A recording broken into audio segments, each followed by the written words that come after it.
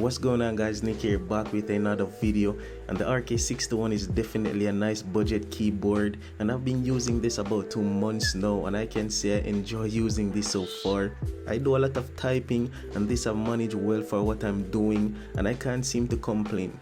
The lighting on this is not super bright, but this in white is a lot better than the black version. The light shine through a lot more easier, especially when the lights are off.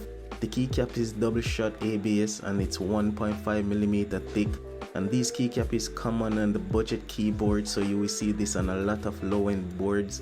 Bear in mind these keycaps are very thin, so in the near future you might see wear and tear on these because they are not that thick. Royal Clutch even make their own switches, so this is the blues, and it's a lot more noisier than the reds and the browns. The reds and the browns are way better than the blues because they are way quiet when pressing the keys. The build quality definitely get a plus from me because I even tried bending this and the board has no flex to it. It's firm, it's made from hard plastic, and I'm surprised this board hasn't bent because this is a low-end keyboard. At the bottom of the keyboard you can see 4 rubber grips, which is to stop the keyboard from moving around on your desk. Even though this doesn't have any feet, but it still have a decent height. But the height is the only thing I can say I have a problem with, because when I'm typing I can feel my wrist starting to hurt a bit. But a wrist rest can solve this problem, so you can type comfortable and less strain on your wrist. Typing on this keyboard ain't that bad since you don't need as much force to press the keys. I wish it was at swappable. This is not at swappable at all, so you can't remove or change out the switches, which I would love to do since I can't remove the switches to loop them. It can be done, but you would have to do a lot of soldering, and that's a whole nother battle to fight.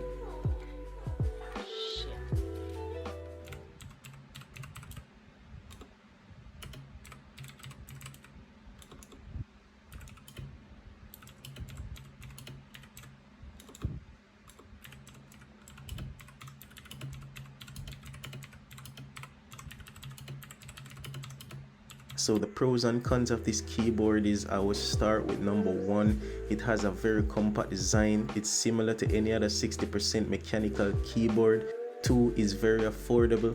Anyone can afford this keyboard. And number 3, it has a solid build quality. The quality is more than what you can expect on a budget keyboard. And the only cons I've found with this is latency. If you're using this to play games, you will definitely need to use the included cable, because it's better to play games in wired mode so you don't get any latency while playing. But if you're using this to do some typing or documentation, then it's okay to use this over Bluetooth since you won't notice any latency there.